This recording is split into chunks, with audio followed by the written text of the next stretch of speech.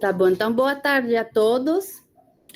Hoje, no nosso ciclo de seminários aqui do grupo de Ecologia Microbiana e Multiômicas, temos como convidado o Dr. Veras, que é professor adjunto da Faculdade de Computação da Universidade Federal do Pará, no campus de Castanhal, e é orientador nos programas de pós-graduação em Genética e Biologia Molecular e em Computação Aplicada da UFPA. Concluiu o doutorado em Genética e Biologia Molecular em 2017, com ênfase em Bioinformática, área na qual também atuou durante o mestrado em Biotecnologia.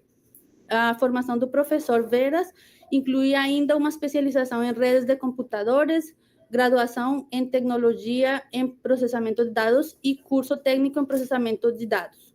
O Dr. Veras é certificado pelo Linux Professional Institute e qualificado como administrador de sistemas Linux. A trajetória profissional e de pesquisa do professor Veras é voltada à ciência da computação, com foco no desenvolvimento de software para aplicações em bioinformática, análise de dados ômicos e montagem de genomas.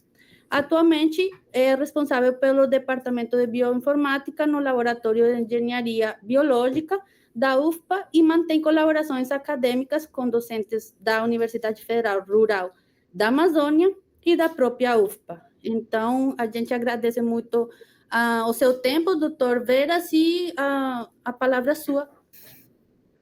Obrigado. Olha, faz muito tempo que alguém me chama de Veras, olha.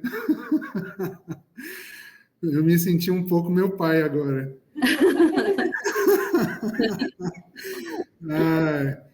Acho que fica mais simples, Alan, né?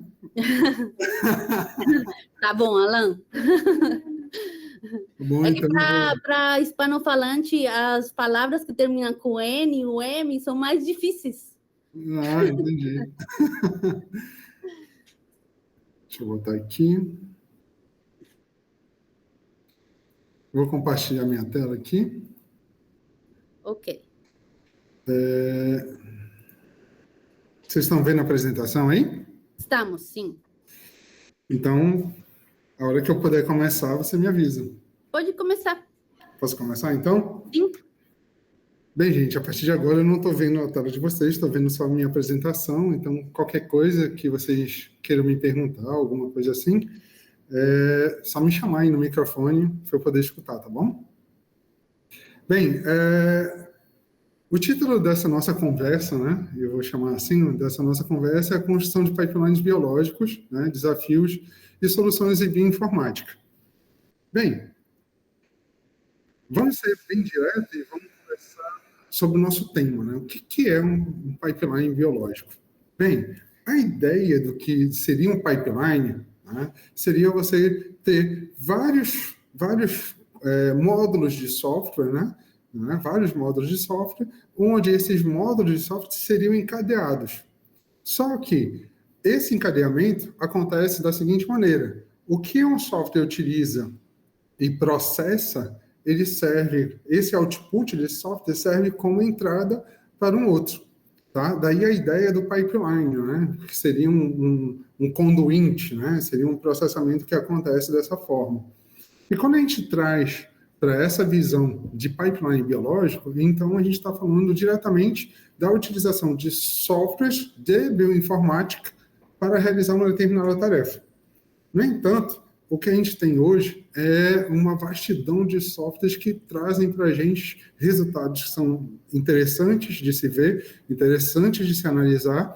No entanto, às vezes, para a gente conseguir obter aquele resultado que a gente quer, a gente acaba executando vários softwares, tá?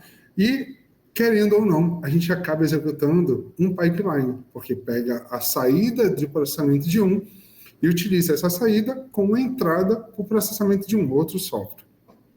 No entanto, quando a gente utiliza os softwares de forma separada, a gente tende a produzir algum tipo de erro. Por quê? Você tem que ter um controle manual do que está utilizando como entrada, pegando a saída de um software e utilizando como entrada para o outro. Tá?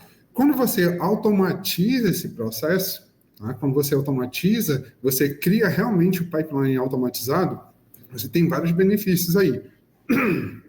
Primeiro deles, reduzir os erros humanos, tempo de análise, tá? Você garante, que é uma coisa que a gente almeja muito na pesquisa, você garante que a tua pesquisa ela seja reprodutível, você consegue reproduzir essa tua pesquisa de forma, tá, que qualquer pessoa, ao pegar o teu trabalho, consiga entender, consiga olhar para a metodologia e consiga reproduzir esse trabalho. É o que a gente almeja na pesquisa, tá? Você também tem a questão de facilitar a colaboração entre pesquisadores, visto que você garante esse processo automatizado, você facilita esse processo, tá? Além também de você suportar vários tipos de análises escaláveis, tá?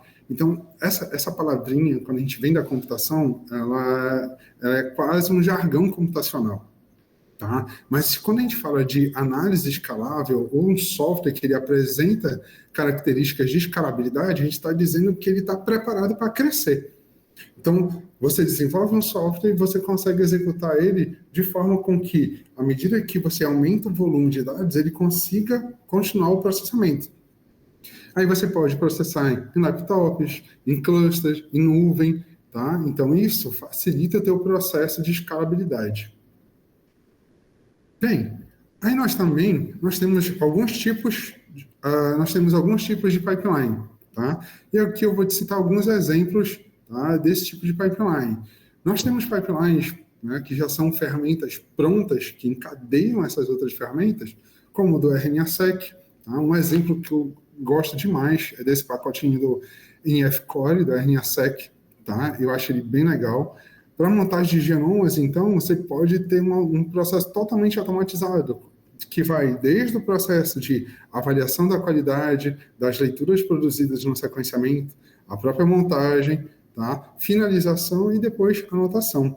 Aqui tem um exemplozinho, tá, dessas etapas que o pipeline executa, com o FastQC, o SPADES e o PROC, e nós temos vários outros pipelines, assim como também para a metagenômica, metatranscriptoma, tá? E aqui são só alguns exemplos, gente. A gente tem bastante coisa já desenvolvida que você pode estar utilizando para a tua pesquisa.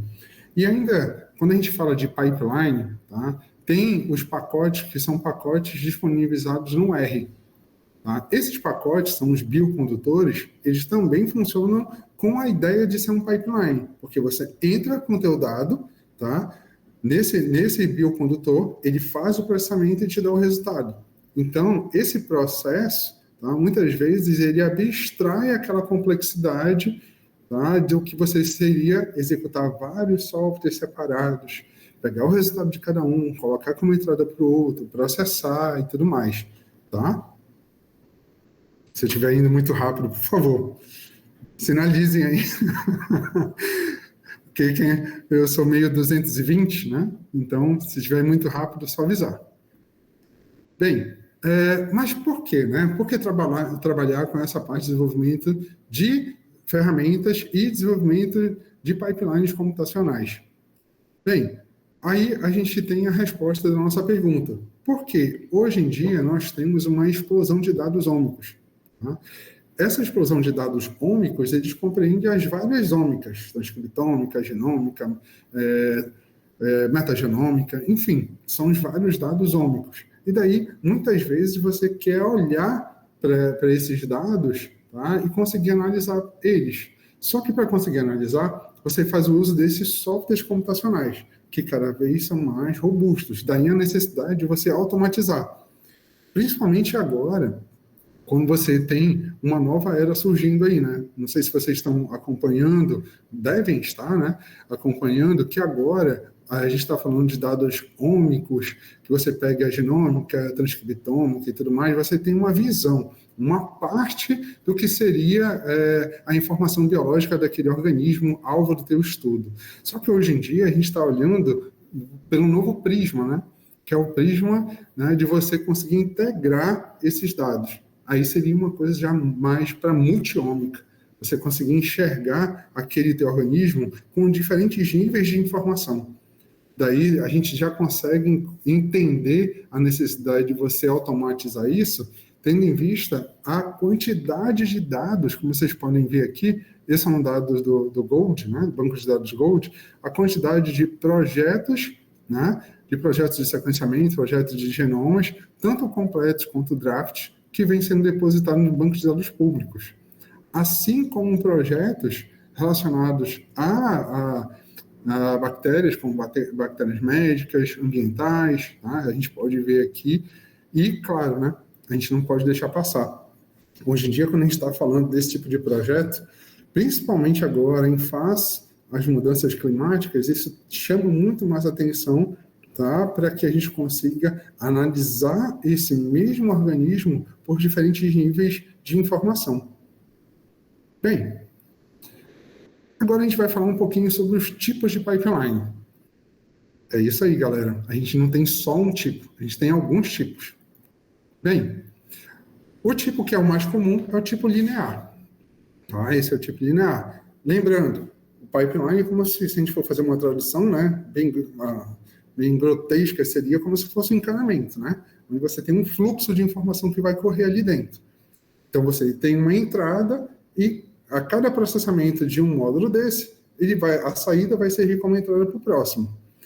Esse é o tipo de processamento linear. Tá? Ele é mais simples de implementar, mais simples de entender. Você consegue fazer isso através de um script. Tá? Você também tem uma boa opção para análises repetitivas, padronizadas. Ele é uma boa opção para isso. Tá? No entanto, ele apresenta pouca flexibilidade para customizar o teu pipeline. Então, tipo, se você quiser fazer mudanças de parâmetros ou troca de software e tudo mais, ele já não é tão flexível assim, tá? E tem uma outra desvantagem também, é que se uma etapa falhar, como ele é linear, se aquela etapa falhar, o resto do pipeline para completamente, tá? Tem alguns exemplos aqui, tá? Que é o do Garrett Workflow, que é um simples, tá? A gente vai ver que a gente consegue também colocar ele como modular, mas ele é simples, né? Tem esse pipeline do Threshold Switch, né? Que é do Top Hat, Cufflink, Cuffdick. E assim, gente, quando a gente fala desse tipo de pipeline, a gente está falando de uma estrutura onde a gente tem os softwares instalados, consegue fazer o processamento dessas análises de forma linear, tá? E como a gente viu, ele tem várias desvantagens aí, mas isso não significa dizer que ele não é utilizável. Por exemplo, se você estiver executando ele dentro da tua infraestrutura computacional, ele é interessante porque ele é simples de fazer.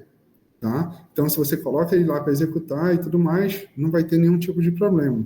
No entanto, né, essa desvantagem dele, de, por exemplo, vamos imaginar que algum parâmetro está incorreto, ou então você ou foi muito stringente ou menos stringente em algum dos módulos que você colocou aí no teu pipeline, pode ser que ele gere um erro.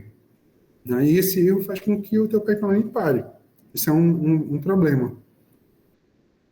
Nós também temos os pipelines que são ditos modulares.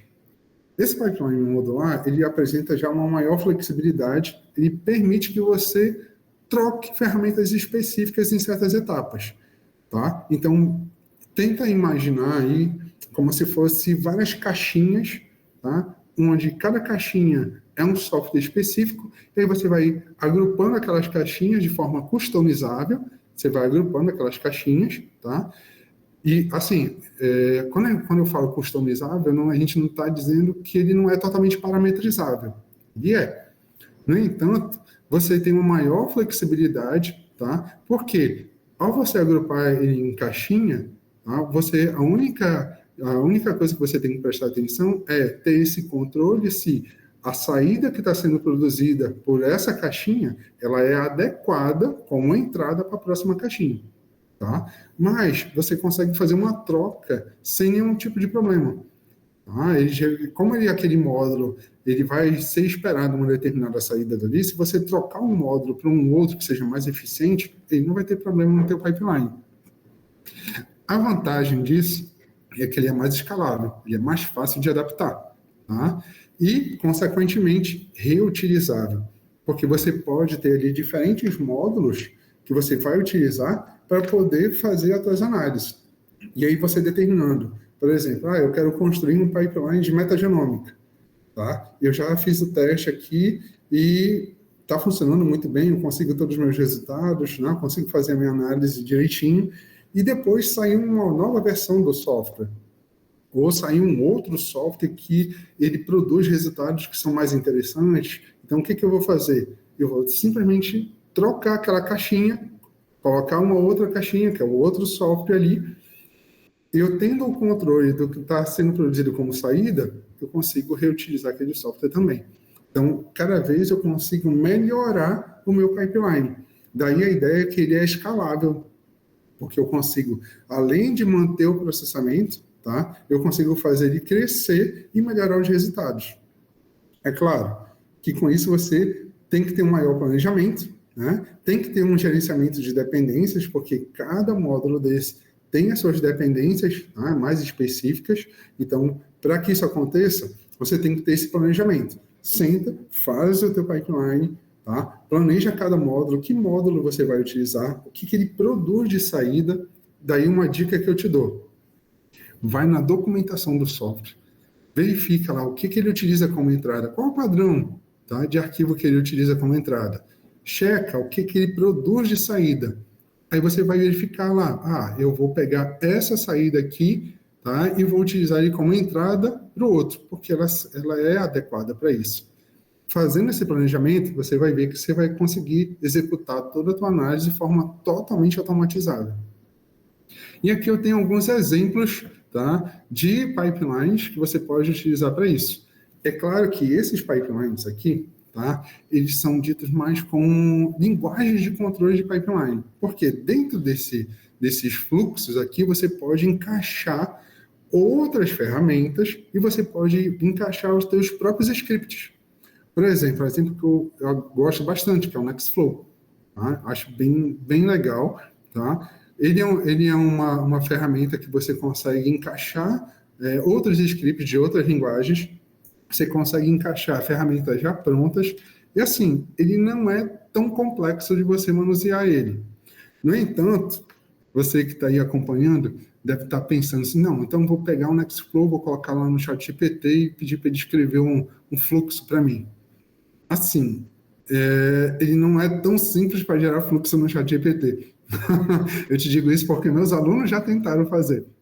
Então, se você for fazer com o Nextflow, te aconselho, procura a documentação dessa ferramenta, você vai ver, ela é muito simples de se utilizar.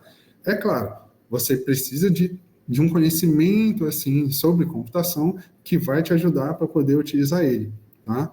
Também temos aqui o SnakeMake, tá? O NF Core, e essas ferramentas, eles trazem para a gente, tá, uma coletânea de possibilidades, onde você consegue agregar outras ferramentas e utilizar dentro delas.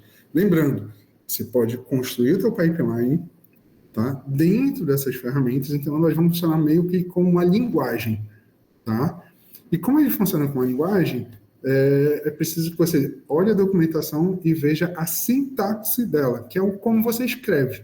Tá? Como é que você vai escrever para poder fazer o teu script nela. Tá? Bem, e aqui a gente tem uma comparação, tá, desses dois tipos, lineares e modulares. Bem, do aspecto, tá, o pipeline linear e o pipeline modular. Nós temos estrutura, executado de forma sequencial, né, de etapas fixas. Tá? O outro, você tem um conjunto de módulos independentes. Ele tem uma baixa flexibilidade, o outro já tem uma alta flexibilidade. Ele pode ser muito fácil de você customizar, o outro já não. Tá? O outro tem uma escalabilidade que a gente pode dizer que ela é limitada. Não que ele não seja escalável, ele é limitado. Tá? E aqui alguns exemplos que eu já mostrei nos slides anteriores, tá? E aqui a gente está fazendo uma comparação entre eles dois.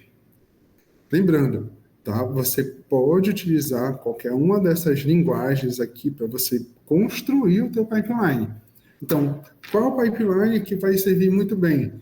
Tá? Você pode fazer o teste com as ferramentas em separado, e aí fica a dica, né? Você pode fazer o teste com a ferramenta separada, verificar qual que realmente te atende para você resolver o teu problema, e aí depois disso você pode fazer um planejamento, tá? Vendo o que está saindo de uma ferramenta que eu posso utilizar como entrada para a próxima.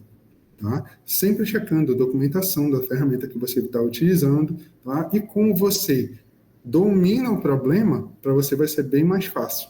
tá? Diferente de alguém que vem, por exemplo, o cara veio totalmente da computação e aí quer construir um pipeline, vai ter que fazer todo um estudo sobre o problema, sobre a validação do problema para poder te atender, tá bom?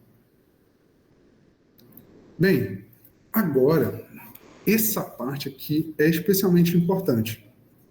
Por quê? Quando a gente fala de pesquisa científica e utilização desse tipo de pipeline computacional, principalmente porque a gente visa a publicação, é garantir que aquele nosso trabalho seja reprodutível, eu consigo reproduzir esse trabalho em um outro ambiente, tá? E utilizar ele. Agora, olha lá, a gente tem um problema aqui. Por quê? Você já deve ter utilizado aí aquele software que o cara lá no GitHub promete que ele é muito bom, que ele é elegante, que ele produz aquele resultado e tudo mais, e aí você está executando ele e veio lá, pronto, Python 2.7. E aí você olha para o Python do teu computador, está no Python 3, 3.12, enfim. Bem, você vai ter um problema aí, porque você vai ter um problema de instalar essas dependências e fazê-las funcionarem no teu sistema operacional, tá? De forma que você, ao instalar aquele software, tá? Na hora que você instala ele, você não prejudique os pacotes que já estão instalados no teu sistema. Então, para tentar resolver isso daí, você pode utilizar uma dessas ferramentas aqui. A que é mais documentada e mais utilizada é o Docker, tá?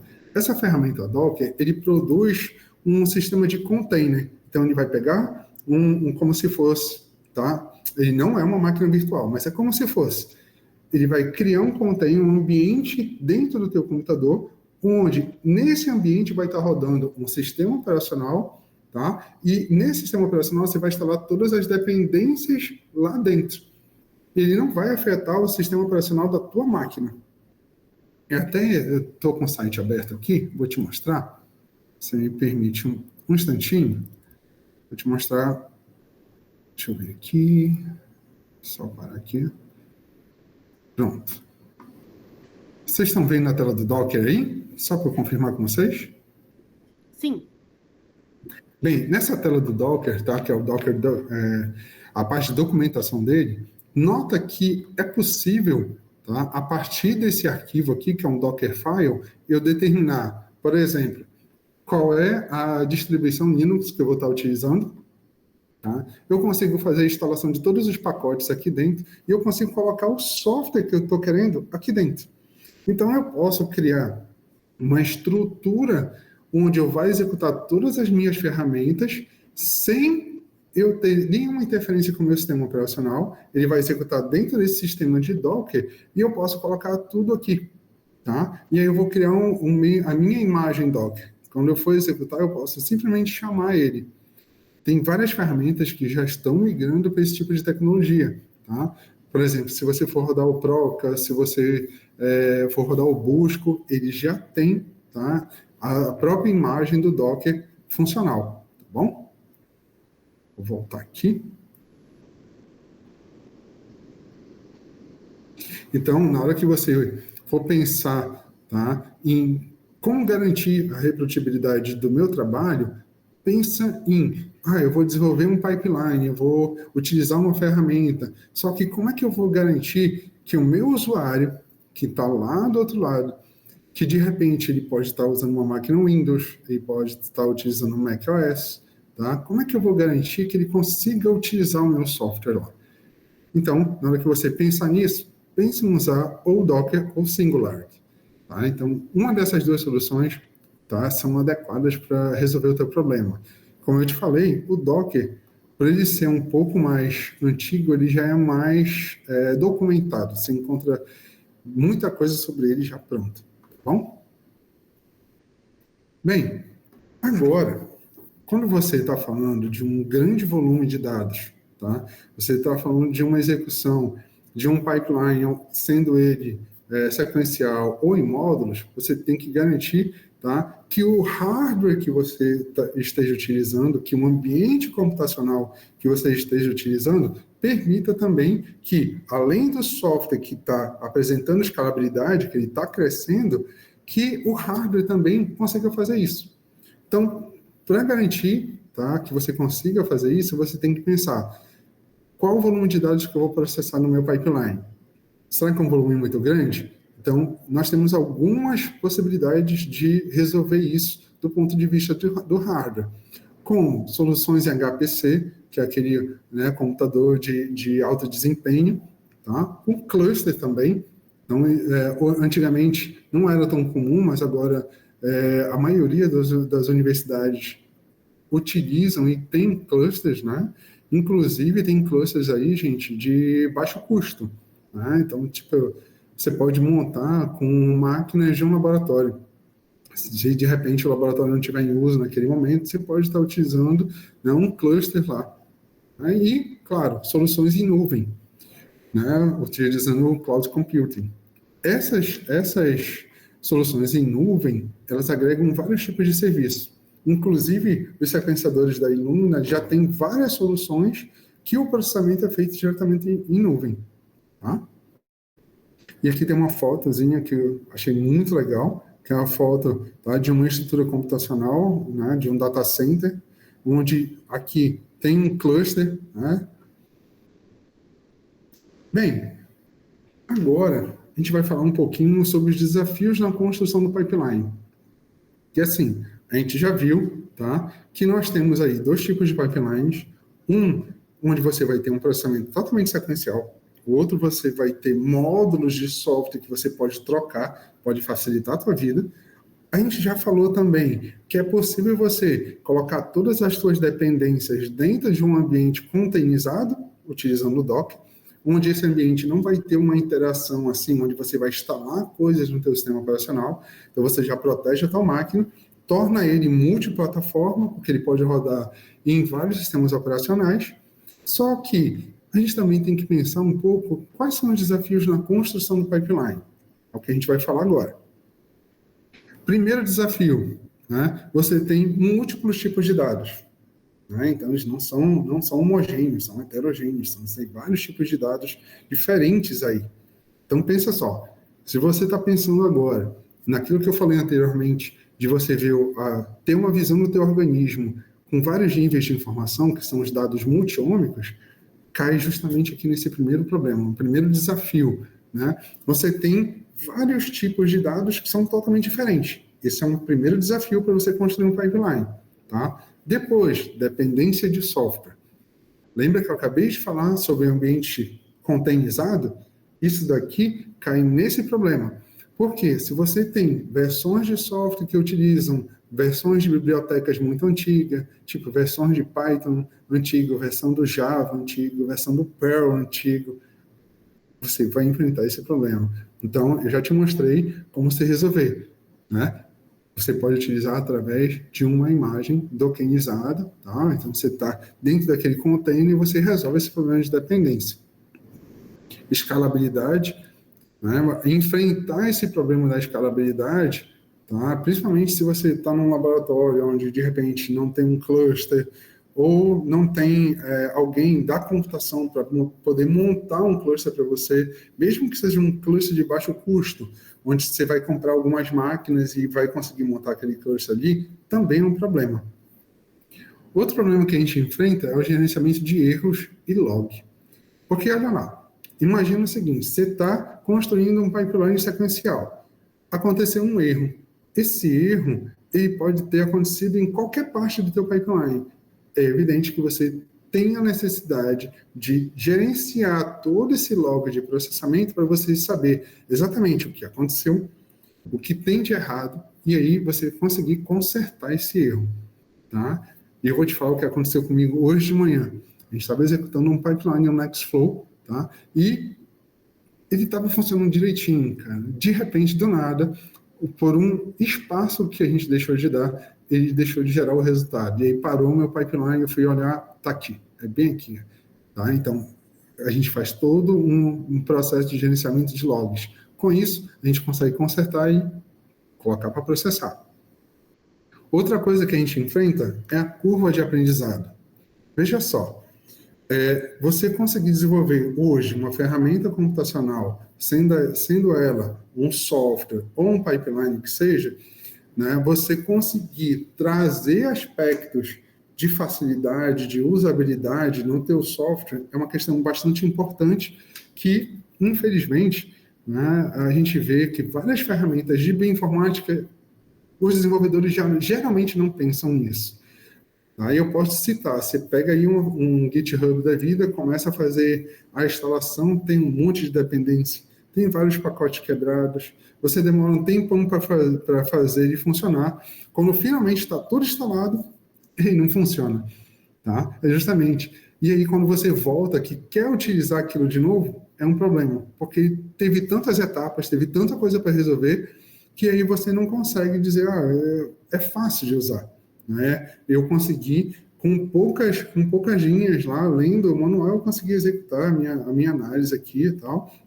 Então, quando a gente fala de ferramentas, infelizmente, né, não se tem aquele cuidado em pensar no usuário final. Se pensa muito em resolver o problema. Pronto, tá aqui, resolvi. Tá? E aí, muitas vezes, você pega aí repositórios que estão até descontinuados já. Está lá, você consegue fazer a instalação, mas a pessoa nem te dá um suporte. Né? Então, essa curva de aprendizado também é bastante importante. Bem, quais são as soluções e boas práticas, então, para você desenvolver o teu pipeline aí, o biológico, né? Ou conseguir utilizar? Primeira coisa, na hora que você for utilizar ou você for construir o teu pipeline, o que eu te aconselho? Né? Tanto utilizar quanto construir. Você olha, verifica se esse workflow ele é gerenciável, utilizando uma linguagem como o Nextflow, SnakeMaker, ou mesmo utilizando o Galaxy. Tá? E esse cara, tá? O Galaxy, eu sei que você já utilizou, é uma versão web aí bastante interessante. Você coloca, faz o upload do teu dado, constrói o teu pipeline, consegue executar, tá?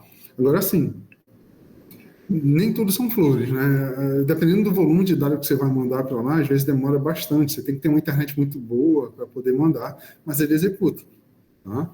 Então, na hora que você for começar a pensar em pipeline biológico, começa pensando, peraí, será que isso é gerenciável? Será que eu consigo fazer mudanças nisso? Né? Será que eu consigo customizar para resolver o meu problema, em vez de utilizar uma coisa engessada, onde eu não consigo mudar parâmetro, onde eu não consigo mudar a ordem? Tá? Então, você tem que pensar muito nisso.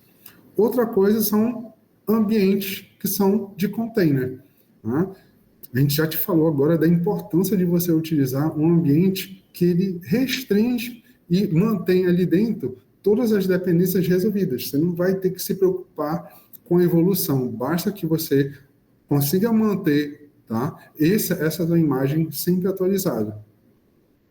Nós temos também controle de versão, e aí uma das coisas que você, tá? Se você for construir ou se você for utilizar, dá uma olhada qual foi a última versão, qual foi a última atualização que foi lançada lá no GitHub. Tá?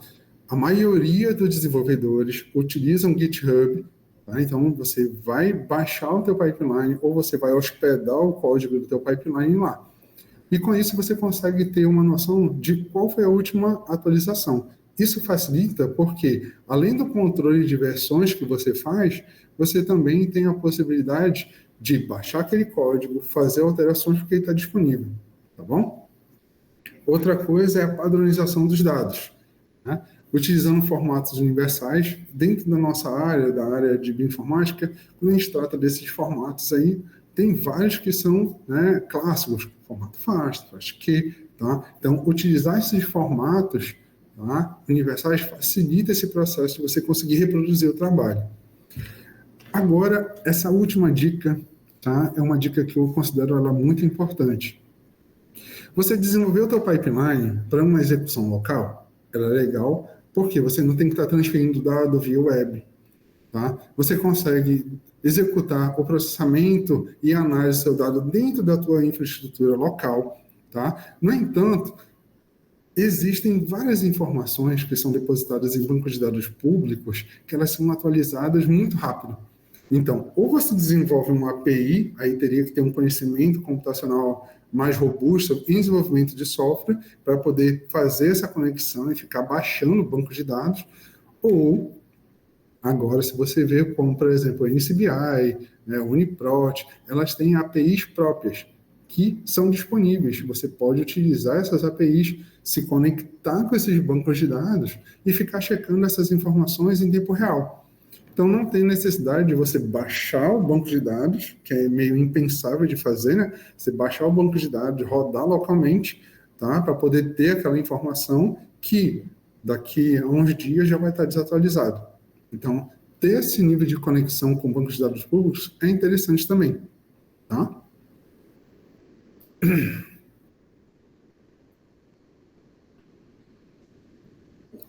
Agora é claro, né? Eu não poderia estar aqui sem vender o nosso peixe, né? Então, assim, nós também temos algumas soluções aqui desenvolvidas no laboratório, tá? Que tratam de pipelines também. Bem, uma solução que nós desenvolvemos aqui é o BioPipeline Creator. Essa solução, tá, é uma solução que foi pensada no usuário final. Por que eu te falo isso? Primeira coisa, ela tem uma interface gráfica simples e fácil de você entender. Nota só, nós temos aqui uma área que tem várias ferramentas, tá? E você pode construir o teu pipeline de forma customizável.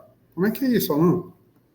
Você escolhe a ferramenta, na área de ferramentas, clica nela, arrasta para cá, para a área do pipeline, e ele vai construindo um fluxo para você, tá? Essa construção, ela acontece, tá? Tomando todo aquele cuidado. Que cuidado é esse, Alan? Veja só, para eu colocar esse primeiro software aqui, tá tudo bem, tá tranquilo. Quando eu coloco o segundo, ele já vai dizer, opa, peraí, será que o que é produzido aqui, né, que vai ser produzido, o resultado desse processamento, ele é adequado a ser utilizado por esse outro software? Se não for adequado, ele já vai te dar uma mensagem, dizendo, ó, não tem como rodar esse pipeline.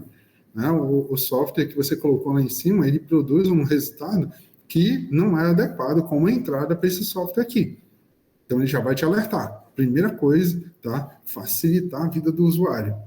Facilitar de modo que ele consiga ter um alerta logo na utilização, tá? Bem, aí você coloca todas as suas ferramentas, tá? Você escolhe aqui criar o projeto, então esse projeto ele é salvo no banco de dados da própria ferramenta, então, nota, ela já é uma ferramenta que tem um banco de dados embarcado. Isso permite que você reutilize esse mesmo projeto que você já criou. Então, tudo que você já parametrizou, você pode só reutilizar. Esse é mais um ponto. Então, interface simples e um banco de dados embarcado. Beleza. Nota que eu posso selecionar aqui o meu arquivo, que vai ser utilizado como entrada. Se ele tiver algum tipo de referência, eu posso estar utilizando aqui também. Eu posso determinar, tá, qual o tipo de resultado que eu quero receber. Eu quero receber o resultado completo, você deixa marcado aqui, for result.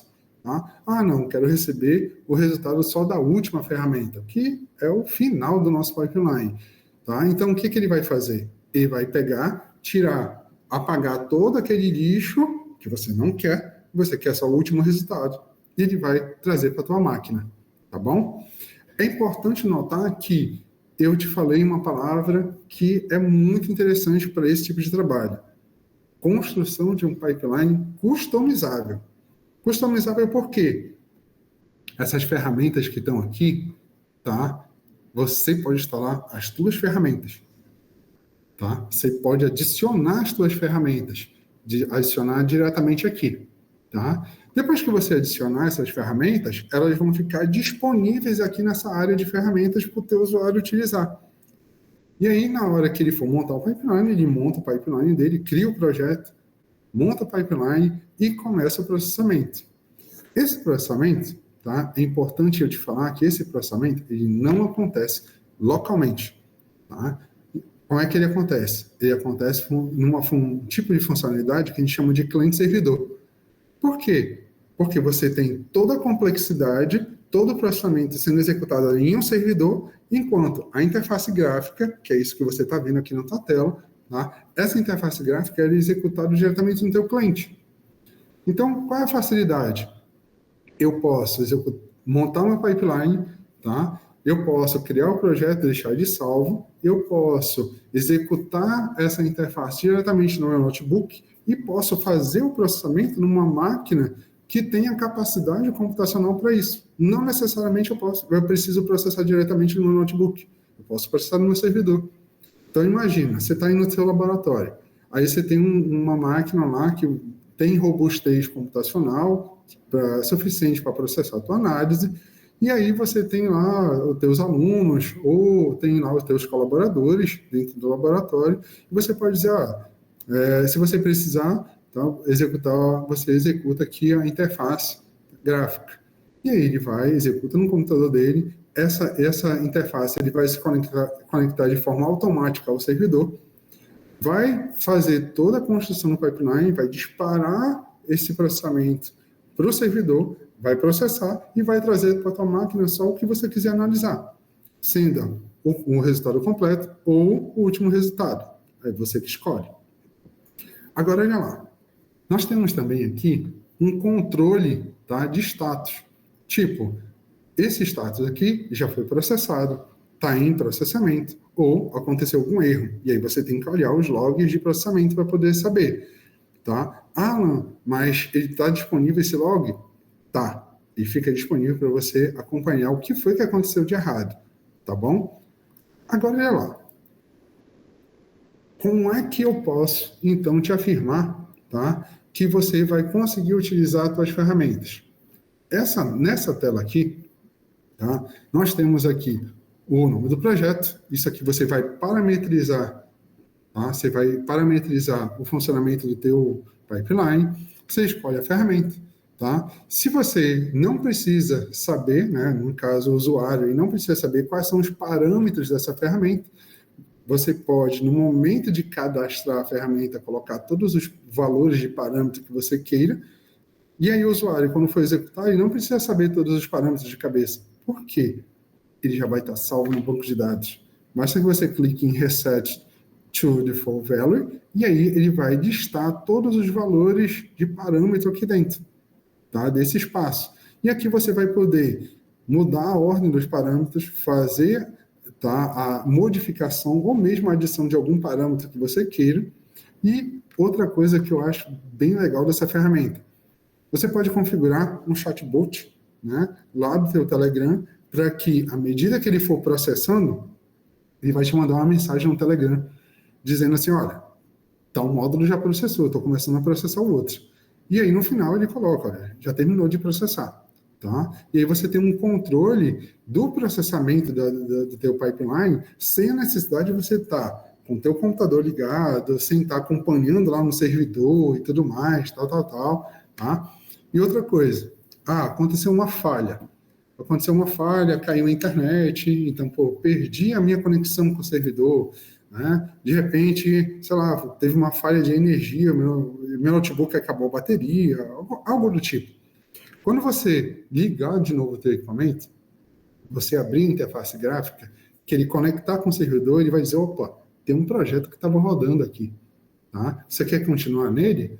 Se ele já tiver processado, ele traz de volta o resultado para você, sem nenhum tipo de problema, tá bom? Aí você salva aqui o teu projeto e coloca ele para rodar. Como eu te falei, você pode customizar o teu pipeline adicionando ferramentas. Então, olha o exemplo aqui. Você vem aqui, olha, adicionar nova ferramenta, coloca o nome da ferramenta, o tipo de arquivo que ele utiliza, o caminho de onde ele está instalado. Você coloca, né, qual é o tipo de arquivo que ele espera. Se essa ferramenta ele cria ou não um diretório padrão, porque tem algumas ferramentas que criam o diretório de resultado. Tem outras que não criam. Pensando nisso, se você não tiver essa oportunidade, você pode clicar aqui e ele cria para você, tá bom? Feito isso, você cadastrou a tua ferramenta, cadastrou aqui os parâmetros, olha, cadastrou os parâmetros, você deixa essa ferramenta habilitada. Quando você fizer isso, ele vai aparecer lá naquela abazinha do lado, só de ferramentas, e o teu usuário vai poder utilizar isso quantas vezes ele quiser. Lembrando, os parâmetros, quando você for colocar, tem parâmetro, tá? Que ele tem um parâmetro e um valor de parâmetro. Como nesse exemplo aqui, olha, eu tenho uma locus tag e eu tenho um valor para ela, que é o default. Eu tenho CPU e eu tenho um valor, que é 4. Ah, não, mas eu quero mudar isso aqui. O meu servidor ele tem vários processadores, várias threads lá. Eu posso botar, sei lá, 64 threads?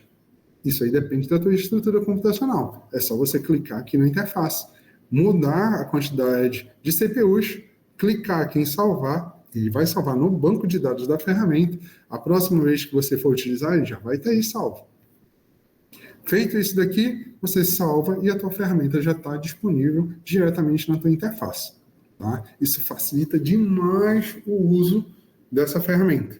Ok? Aqui, eu vou te explicar como é que ela funciona, como é que ela atua, tá, por trás.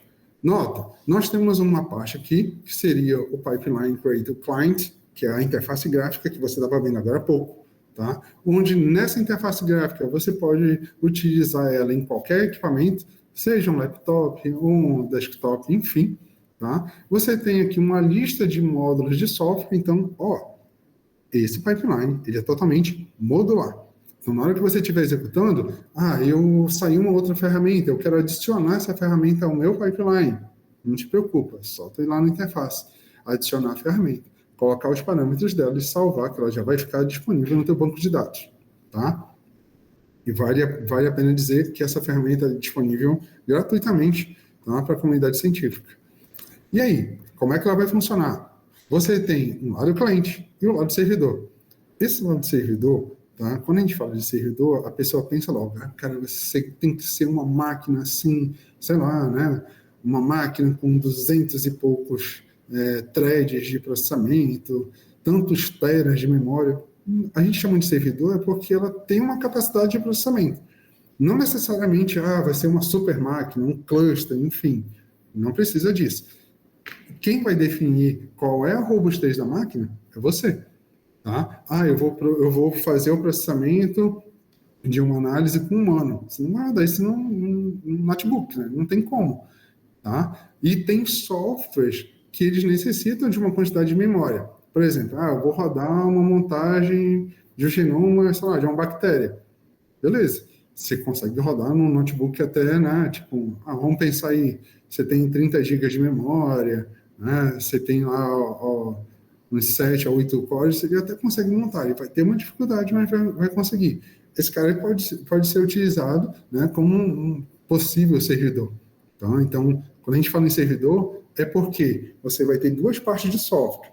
Um que é o cliente, que tem interface gráfica bonitinha, que você viu, e o outro é o servidor, onde nele você vai instalar suas ferramentas, tá? E vai poder utilizar. A vantagem é que você faz a instalação dessas ferramentas uma única vez. Ela está lá no teu servidor. No computador, que é o cliente, você não precisa instalar a ferramenta. O que você vai precisar é só da interface gráfica, né, do software. E a partir dessa interface gráfica, você consegue se comunicar com o servidor, mandar os teus dados, processar tudinho, utilizando a tua infraestrutura de rede local. O que facilita ainda mais, porque você não vai precisar, de repente, estar upando o teu dado para um site, tá? Ou utilizando uma ferramenta web. A gente sabe, você já utilizou uma ferramenta web, sabe que a maioria delas tem uma limitação. Por exemplo, eu quero rodar com tantas 1000 sequências. Aí ela fala, não tem como, eu tenho uma limitação, eu suporto até tantas sequências, você vai ter que utilizar um software local. Tá? Então, pensando em facilitar isso, você pode utilizar a tua infraestrutura de rede local.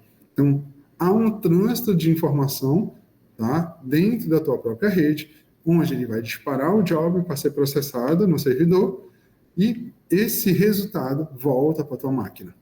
Tá? Bem, agora onde é que isso facilita?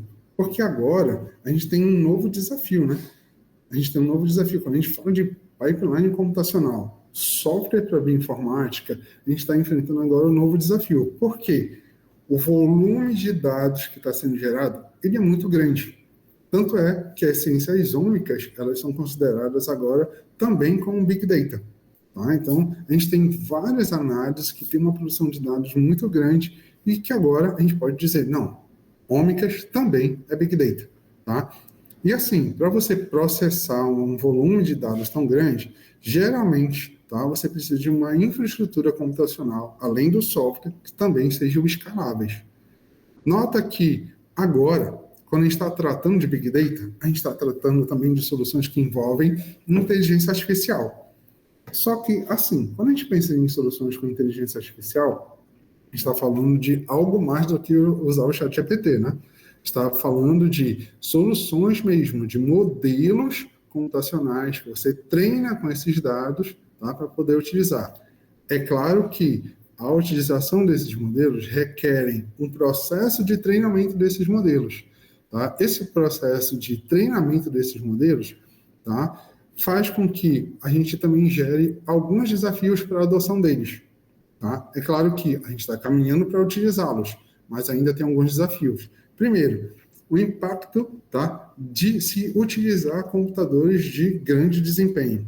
Como vocês podem ver aqui na imagem, tem um cluster computacional, né, um data center computacional da Microsoft aqui, tá, que, como ele produz um calor excessivo, esse carinha aqui, ele fica debaixo d'água, lá no oceano, tá, para poder manter uma certa temperatura nele, ok? Mas, aquela coisa, hoje em dia a gente está caminhando também para um novo avanço, uma nova evolução nesses modelos, tá, de inteligência artificial, que é a utilização de computadores quânticos, onde esse desafio de você ter um hardware que processe, que gere muito gasto de energia, que possa, eventualmente, tá, não ser tão sustentável, tá, e também está para ser superado. Nota que, quando a gente está falando hoje de um data center, tá, para que você consiga fazer o processamento, seja ele de modelos de IA, de pipelines, de softwares que utilizem uma grande quantidade de dados, como é o caso da Big Data, que a gente acabou de falar, você tem um gasto, tá, de energia muito grande. Então, você pode ver aqui na imagem, 40% do gasto de energia, tá, é somente para manter ele numa temperatura que seja adequada para o processamento. Tá? O resto você tem ali 28% para processamento, 5% para no-breaks, enfim, o sistema para manter ele funcionando, manter a energia dele. Tá? Então, você tem uma taxa muito grande de consumo, tá? Que, evidentemente, quando a gente está falando desenvolvimento de software, utilização de pipelines, tá? Utilização de modelos de aprendizado de máquina, até mesmo para ajudar a gente a tomar decisão, porque eles não são 100% corretos, né? A gente sabe disso, que se um modelo computacional que utiliza inteligência artificial te disser que ele está totalmente certo, ele está errado. Tá? Então, a gente tem, aliado a isso, também um problema que é o consumo de energia para poder processar isso. A nossa missão como bioinformata é desenvolver cada vez mais soluções mais eficientes que apresentam o menor recurso computacional necessário para poder processar. Tá bom? Só que, olha lá, para a gente começar a falar sobre isso, deixa eu só ligar minha...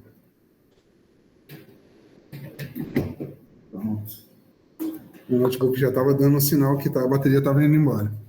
Para a gente começar a utilizar esse tipo de ferramenta que a gente estava falando agora, que são modelos de aprendizado de máquina ou de inteligência artificial, até mesmo embarcando esse tipo de modelo dentro dos nossos pipelines para dar para a gente uma visão de algo que esteja oculto, algum tipo de informação oculta que a gente não esteja vendo, que auxilie a gente no processo de tomada de decisão, é necessário que a gente entenda que a gente está saindo hoje de um modelo de programação que a gente chama de modelo de programação clássica, onde você tem aquele conjunto de códigos organizados para poder resolver o teu problema, que eles são baseados em regras, e a gente deixa esse modelo e passa a um modelo de aprendizado, onde quanto maior quantidade de informação que você tenha, maior quantidade de informação que você forneça para esse modelo, para ele ter condições de aprender, tá? Mas ele vai conseguir, a partir desse contato com o dado, te devolver uma solução ou uma resposta que esteja mais próximo do certo. Bom? Então, a gente não pode dizer que seja 100% certo. Lembrando, 100% certo significa que está errado. Então, ele te leva a um nível de acurácia que seja interessante de você avaliar. E, claro, eu também tenho que falar para vocês que aqui no laboratório a gente também está desenvolvendo ferramentas computacionais para isso. Tá? Aqui tem um exemplo que é o Predict Model Guy. Ela é uma ferramenta que foi desenvolvida aqui no laboratório que embarca esses modelos de aprendizado de máquina dentro de uma interface gráfica. Lembrando, o nosso foco, além de desenvolver e analisar dados, é ter ferramentas computacionais que consigam trazer o processo de usabilidade para o usuário. A gente pensa no usuário final. Dizer para ele, não, você consegue utilizar esses modelos de aprendizado de máquina de forma simples e intuitiva. Tá? Então, aqui, vocês veem aqui uma parte da interface, né? Então, aqui nós temos aqui os 3 tipos de tarefa que a ferramenta executa. Nós temos vários modelos de aprendizado de máquina e de redes neurais, a parte de parametrização desses modelos, e, claro, a gente também fez um modelo, uma versão mobile, onde você pode, através do seu celular, estar disparando jobs para serem processados e receber só o resultado final. Bom? Gente, não sei se foi muito rápido, mas geralmente eu sou um pouco acelerado, mas se eu estiver indo, eu já peço desculpa a partir de agora. Bem, eu gostaria também de apresentar para vocês o nosso corpo docente aqui do laboratório, né? Atualmente somos 5 professores aqui no laboratório, né? O professor Arthur, a professora Paula são os líderes do laboratório, e o professor Baraúna, o professor Diego e eu trabalhamos na parte da pesquisa também, tá? Nosso corpo de alunos aqui, então, nós temos alunos de iniciação científica, mestrado, doutorado, e estão todos agrupados aqui, tá? E é isso. Espero que vocês tenham gostado. Não sei se foi muito rápido ou não, mas espero que vocês tenham gostado. Está aqui meus contatos, né? Tanto de e-mail, se você tiver alguma dúvida, ou se você quiser me mandar um e-mail para auxiliar em alguma coisa, tá? É só me mandar. O meu contato do Instagram também está aqui.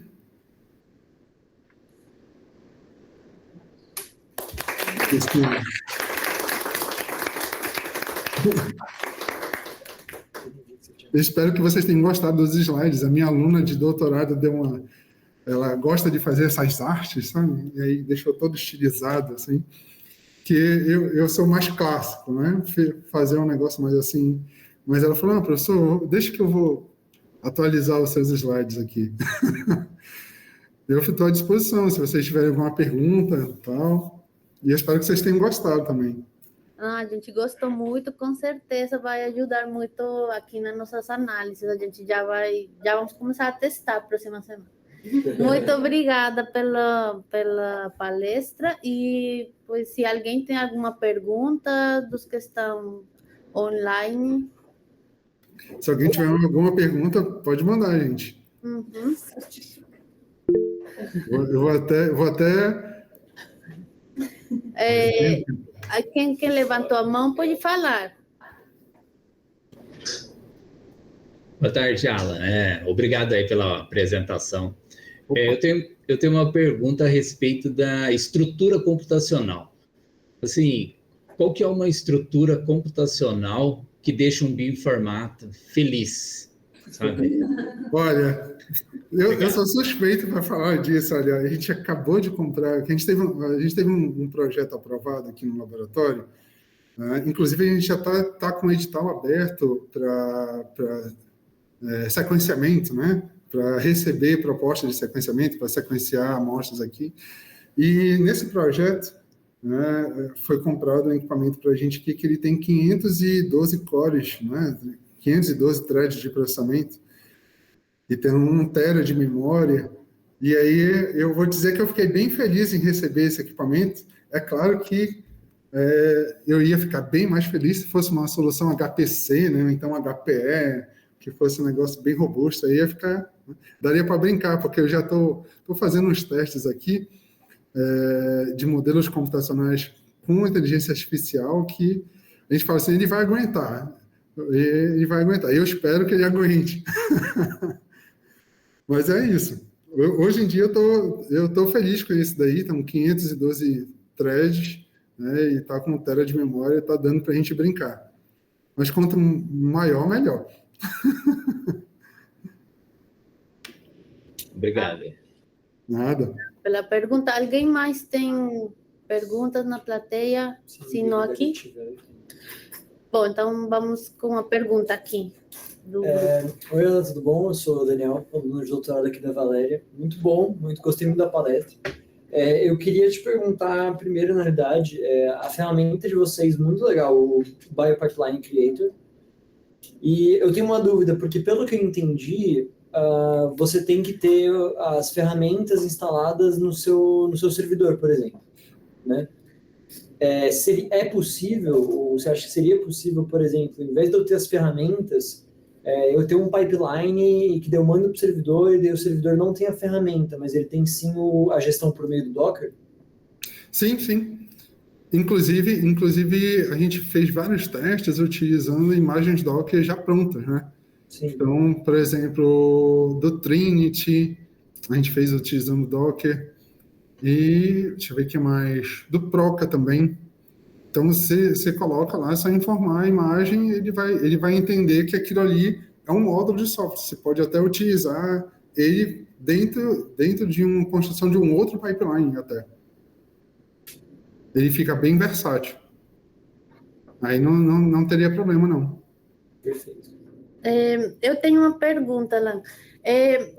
Tem como descarregar, digamos, a lógica, depois que você cria o pipeline, tem como descarregar a lógica a escrita desse pipeline, tipo script, em alguma linguagem, ou não é possível?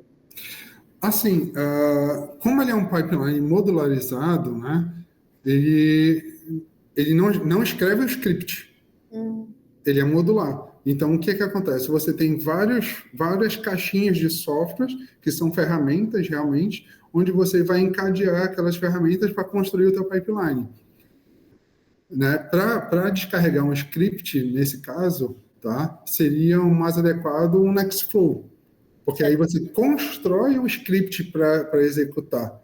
Né? Nesse caso da ferramenta que a gente criou aqui, ela foi mais pensando no processo de usabilidade, né? No usuário final, onde ele não tem tanta intimidade com aqueles conceitos de computação, com aqueles conceitos de construir script, de automatizar e tudo mais, e aí facilita a vida dele. Certo. E outra pergunta, você acha que, se eu falar, qualquer ferramenta a gente pode incluir no programa de vocês? Olha, a gente testou com ferramentas de montagem, a gente testou com ferramentas de metagenômica, a gente testou algumas ferramentas de transcriptoma e a gente não teve problema. Justamente porque a gente queria fazer essa coisa, tipo, quão realmente versátil ela seria, entendeu? Como a gente tem uma tabelinha, tá, de tipos de parâmetros, a gente deixa aberto para a pessoa parametrizar do jeito que ela quiser, fica mais intuitivo, né? Então, ainda tem uma parte que eu acho interessante falar, que é assim, tem uma área, que é uma área de administração da ferramenta, onde, por exemplo, imagina só, eu sou o bioinformata do laboratório de vocês. Aí eu instalo a ferramenta no servidor, vou lá na área de administração do Biopipeline Creator, cadastro essa ferramenta, cadastrei tudinho, bonitinho, tal. Depois que eu cadastro, ela vai estar disponível para todos os usuários, porque está lá no banco de dados. Tá? Então, qualquer usuário que for executar a parte da interface gráfica vai ter todas as ferramentas disponíveis. Só que imagina só, ele está no banco de dados. E aí a pessoa chega, começa a executar e fala assim, não, eu vou remover essa ferramenta. Então, o usuário, ele não tem essa capacidade de remover a ferramenta, só o administrador da ferramenta que pode. Então, essa área é meio que protegida com uma senhazinha, que vai uma senha padrão e depois a pessoa pode alterar a senha do jeito que quiser. Isso facilita a utilização porque se outra pessoa quiser fazer a remoção ou quiser fazer uma alteração dessas ferramentas, né, ou por acidente ou mesmo intencionalmente, ela não vai poder. Quem vai fazer é o administrador. Isso não impede que na construção do pipeline a pessoa não faça a adição de novos parâmetros, tá? A parametrização que ela queira, Só que aquela parametrização que ela vai fazer é para o projeto dela. Não vai afetar o projeto das outras pessoas e nem vai modificar a ferramenta que está no banco de dados. Entendeu? Entendi, legal. Bom, o Fábio tem uma pergunta e é se o Biopipeline Creator está disponível no Git. Está disponível no GitHub. No GitHub, tá bom. Tá. E o Gabriel quer fazer uma pergunta. Fica à vontade, Gabriel. Olá, boa tarde. Meu nome é Gabriel, eu sou da UFPE. Inclusive, obrigado à organização da palestra e o palestrante, foi muito legal o conteúdo. Então, eu sou doutorando daqui da UFPE e por muito tempo trabalhei com tecnologia ambiental e estou entrando nessa parte de bioinformática agora. Aí, desculpe se eu falar qualquer coisa meio esquisita, porque eu sou autista, nível 2, então... Mas eu vi a sua apresentação e essa ferramenta, ela é um tipo de programação ordenada a objetos, né? Sim. Justamente. E daí, como ela utiliza Java, daria para rodar no Windows com a finalidade de... Porque, assim, no meu projeto, por muito tempo, eu desenvolvi algumas culturas microbianas focadas para degradação de contaminantes. E agora eu cheguei nessa parte da bioinformática, né, com os dados genômicos, com o objetivo de identificar e anotar genes, montar e anotar megs e reconstruir essas vias metabólicas. Essa ferramenta, ela seria útil no meu caso? Sim, porque... A intimidade com escrita de scripts? Sim, porque, assim, toda a complexidade que você tem de instalação e tudo mais, ela fica no servidor, né? Ficaria na parte servidor. A parte cliente, você pode utilizar ela, né, no Windows, no Linux, no Mac, porque ele é Java, ele é multiplataforma, então não teria problema, tá? Então, assim, você conseguiria utilizar ela, tá, para esse fim que você quer, sem nenhum tipo de problema. E quanto ao poder computacional, daria para rodar em um notebook, mesmo que leve muito tempo, porque atualmente eu não tenho nenhum acesso a laboratório nem nada. Bem, quanto ao poder computacional, eu posso dizer que ela roda, tá, em qualquer ambiente. No entanto, as ferramentas que você vai utilizar, elas têm o seu próprio requisito funcional. Por exemplo, vou te botar aqui. Eu quero fazer a montagem de um genoma de planta, por exemplo.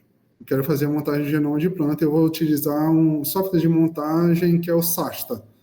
Beleza. O SASTA, ele tem um requisito computacional dele mesmo.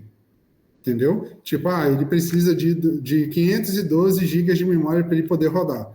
Não é o Biopipeline Creator que está te pedindo isso. É a própria ferramenta que você está utilizando que está necessitando, entendeu? Será que deu para entender? Entendi muito perfeitamente. Muito obrigado, Alan. Obrigado à organização e boa tarde para todos.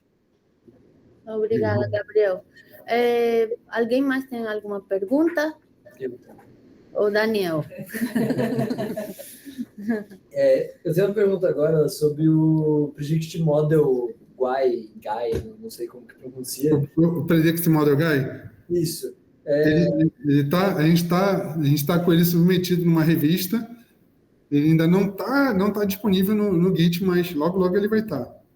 Perfeito. Fiquei muito interessado. Eu tenho uma dúvida mais se ele é algo para auxiliar na tomada de decisão de qual modelo de machine learning de aprendizado você vai utilizar para a sua situação dos dados, ou seu desejo, ou se ele vai funcionar mais como similarmente ao Biopipeline Creator, como uma forma de você construir o seu modelo.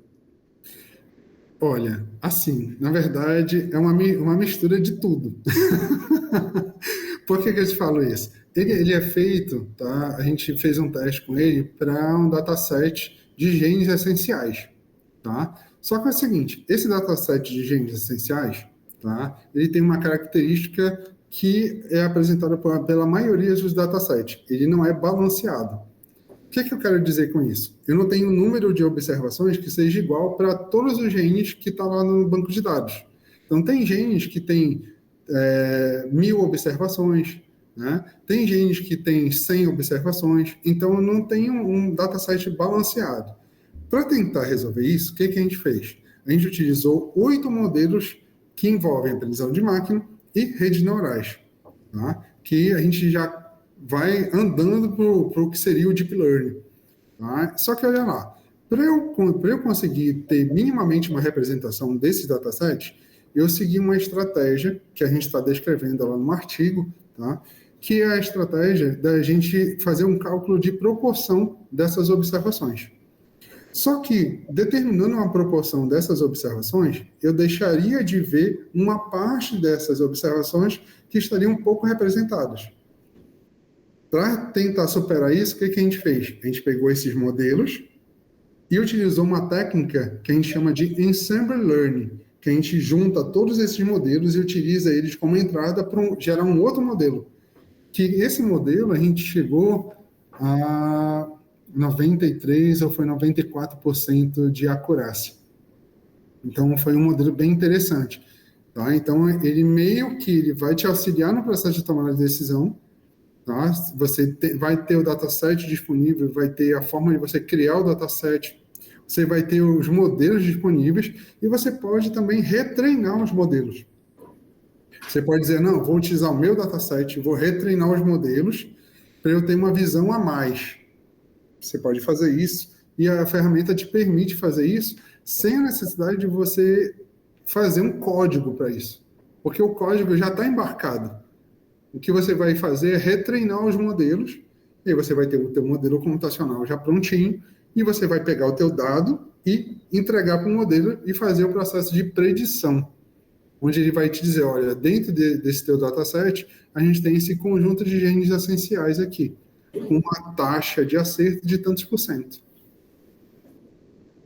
Não sei se eu consegui responder tudo, mas é isso que ele faz. Eu já estou ansioso para quando sair o artigo e se estiver disponível no Git, quando sair, eu vou estar... Ele vai estar disponível. Na verdade, ele já está, ele só não está aberto ainda porque a gente está com o artigo submetido, a gente mandou o código junto para a revista, para o revisor poder olhar. Certo. Bom, acho que a gente vai encerrar. Se alguém mais tem perguntas, pode escrever diretamente para o professor. Só respondendo a pergunta do Wagner, não, a gente não tem certificado, mas quem sabe para as próximas. Tem uma pergunta aqui do João. Professor, gostaria de tirar uma dúvida em relação aos desafios na construção de um pipeline, principalmente sobre o gerenciamento de erros e logs. Como podemos lidar com esses erros quando o laboratório não dispõe de uma equipe de bioinformática dedicada para dar suporte? Olha, é uma pergunta bem complicada. Sem uma equipe de bioinformática, o que eu te aconselho? Se você está entrando nessa área realmente, tá? Você tem que buscar, pelo menos minimamente, conhecer como gera o log.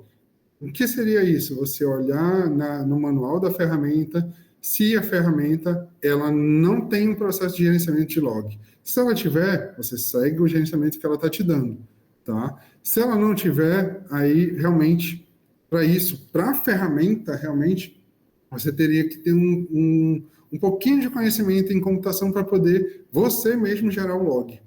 Tá?